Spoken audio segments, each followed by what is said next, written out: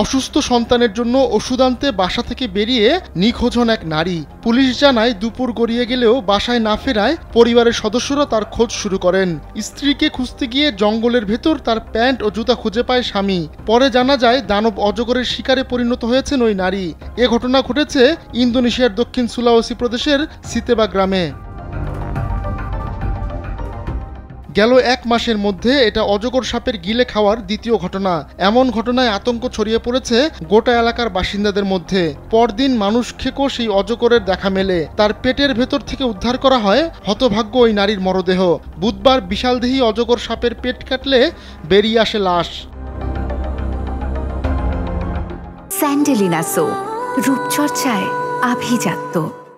সাপের খাবারে পরিণত হওয়া ওই নারীর নাম সিরিয়াতি। তার স্বামী আদিয়ানসা বলেন, বাড়ি থেকে 500 মিটার দূরে স্ত্রীর জুতা ও পোশাক পরে থাকতে দেখেন তিনি।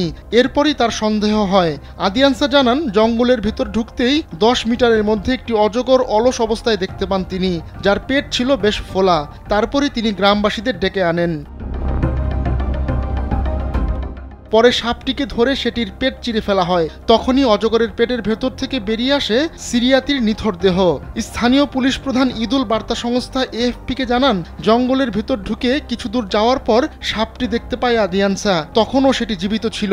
সেটির ফুলে থাকা পেট দেখে সন্দেহ হলে গ্রামবাসীকে ডাকা হয় বলে জানান ভিলেজ সেক্রেটারি ইয়াং। অজগর সাপে আস্ত মানুষ গিলে ফেলার এ ধরনের ঘটনা খুবই বিরল, কিন্তু সাম্প্রতিক বছরগুলোতে ইন্দোনেশিয়ায় এ ধরনের ঘটনা বেড়েছে। দক্ষিণ সুলাওয়েসির আরেকটি জেলায় গেল মাসেই আরেক নারীকে সাপের পেট থেকে উদ্ধার করা হয়। সেই ঘটনার রেশ কাটতে না কাটতেই আবারও সাপের পেট থেকে মরদেহ উদ্ধারের ঘটনায় আতঙ্ক ছড়িয়ে পড়েছে। গেল বছরও এক কৃষককে গিলে ফেলে একটি সাপ। পরে গ্রামবাসী মিলে 8 মিটারের ওই অজগর সাপকে পিটিয়ে মারে। 2018 সালে 54 বছর বয়সী এক নারীকে 7 মিটার লম্বা একটি অজগরের পেটের ভেতর মৃত অবস্থায় পাওয়া যায়। এ ঘটনা ঘটে দক্ষিণ পূর্ব সুলাওয়েসির মুনাটাউনে। এর আগের বছর পশ্চিম সুলাওয়েসির একটি পাম বাগান থেকে একজন কৃষক নিখোঁজ হন।